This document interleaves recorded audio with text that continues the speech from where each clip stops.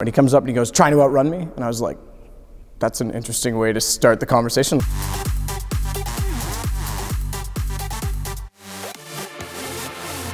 Yeah, so in 2009, started working at a camera store. I was also going to university for photography at the time. I'd always had a reputation for being late because I like to challenge myself by seeing how quickly I could get to work in the morning. So the first day I was 10 minutes early, so I thought, well, that's 10 minutes I could take off. And each day I got progressively more and more, but in doing so, you get a reputation for being a quick driver, and everyone knew I was into motorsports, and I'd been pulled over countless times. But one day, through my father, who owns a used car dealership, and the family relationship, he threw me a few cars that were fun. He threw me a Rally Art, which anyone who knows the Mitsubishi Rally Art lineup knows that the current ones, or the most recent ones they did, were four-wheel drive, and they were more what the WRX is to the STI with the Evo than what the older ones were. The older ones were front-wheel drive, barely made 200 horsepower. It sprung a little bit tighter, but they were just the normal Mitsubishi Lancer. But I had one of those, and because we bought them used at auction, sometimes you got one that was, a little bit jazzed up, should we say. So this one had a black hood, which was supposed to look carbon fiber, and it had the Evo wing, and it looked stupid, in my opinion, but it was loud, and everyone thought, oh, yeah, you gotta take me for a drive. So lunch break comes, and I actually only had a half day of work that day because I had a class that night, and my boss was nice enough to say, yeah, well, obviously they enjoyed school, but they said, yeah, no problem, we'll give you a half day. So I was leaving for the day, but the other two colleagues that were with me, Brian and Finley, were due back in 30 minutes, which was no problem because the loop at work is an industrial loop. It's about a 3-minute loop. It's about a 5-minute loop, but it's a 3-minute loop. And I said, all right, let's go. We'll go now before I head home. So we hop in the car, and it's Bayers Lake in Nova Scotia. I'm from Canada, and it's anyone who knows the area. And we head up over the hill beside Kartbahn, which is another racing family in town, an indoor go-kart track. And there's all kinds of burnout marks out front from people that go. So it's a little bit of a known area, but not generally during the work day. So it's a busy industrial park. And I head over the hill, and there's a nice corner at the bottom that comes down the hill. And as you come down the hill, you can roll into it. You can, let the car get a little light and turn it in. And, front-wheel drive, tons of body roll in the first version of the Rally Art. And I had a bit of traffic, and I actually just kind of shot between the traffic, turned it in, and the car's nice and rolled up, bouncing through. And Finley and Brian are both holding on like, oh my God, oh my God, oh my God. And normal for me, whatever, didn't think anything of it. And I remember going through the corner, looking into the corner, as you should do, and kind of spotting where I was going to go, and just glancing up and seeing a Halifax Regional Police paddy wagon coming directly at me, like the full-size van that they use to pick people up, the drunk tank or arrests, whatever, and just thinking, oh shit. Tires are fully screeching, on edge of adhesion. And I just thought, well, he's going to turn around. So I instantly did what I thought was the right thing and pulled into the next parking lot to get well off the street. Safety first, Mr. Officer. I don't want to leave you in the road. Let me suck up any way that I can. And as soon as I pulled in, the two cars that I passed went by, well done, you moron, right? And the cop comes up. Keep in mind, this is a dealer car that, I am legally registered to drive through the dealership, having the family ties and whatnot, and dealer insurance, and we'll get to that. And he comes up and he goes, "Trying to outrun me?" And I was like, that's an interesting way to start the conversation. No offense, you're in a van and I'm in not that fast of a car, but a fast enough car that I would definitely outrun you. But no, I just pulled in here, that's all I said. No, sorry, just trying to get you off the road, safety first.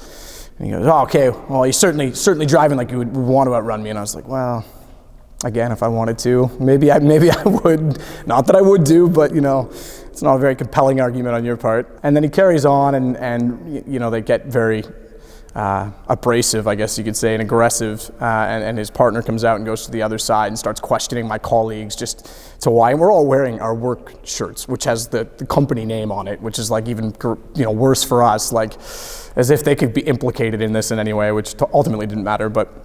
He asked me for license, registration, proof of insurance, all of the paperwork required. And because the dealership's in a different province, actually, the car didn't have the right safety inspection for their province, which doesn't matter because the expiry date is all that should uphold. But they seem to find another loophole in the system somewhere.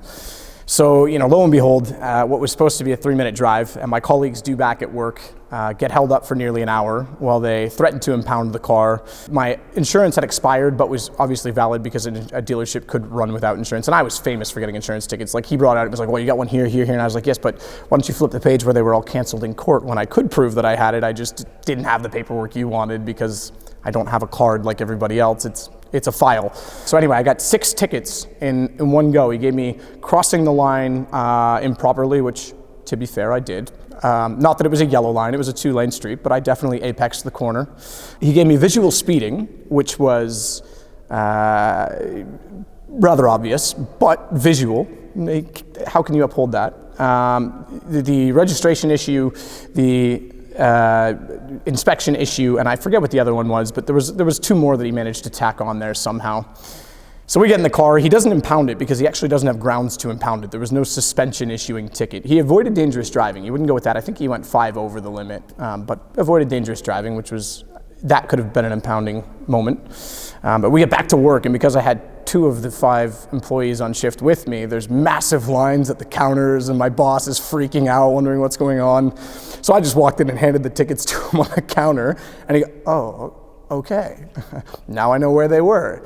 They're not dead, at least. But because of all these tickets, we knew it was going to be a major issue, and we'd gotten very good at knowing the system. Like father, like son, the nut doesn't fall far from the tree. My dad I'm sure he could come here and tell many stories about things like this. He had a checklist for everything. So as soon as the police said, like, here's the tickets, Dad would go, okay, prove when the radar was validated. I want to see your training card for when you were validated to use the radar. Oh, but wait, you didn't have a radar, so how can you A massive checklist that what originally would happen with the checklist is the police would look at it and go, well, that's too much work. Here you go.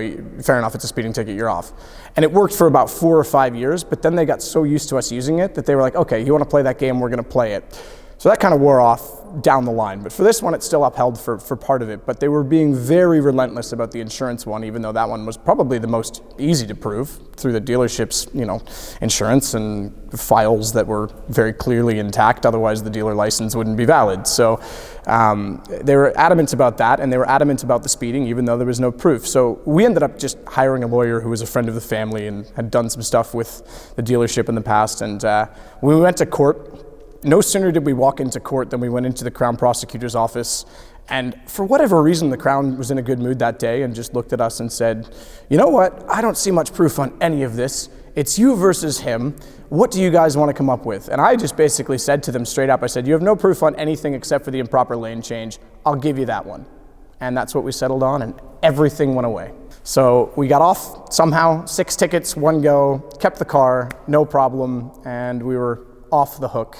However, I did get pulled over a few weeks later, oddly enough, for driving completely normally this time. For some reason in the computer system, the insurance one actually went through, even though it was withdrawn. And I had more of a difficult time not getting the car impounded that day, but they quickly realized the mistake when they made some phone calls and let me go. But yeah, that was an interesting run-in, and I'm sure Brian and Finley still talk about that to this day. It was, I think, for them, very eye-opening, and yeah, my boss didn't love me for it, but oh well.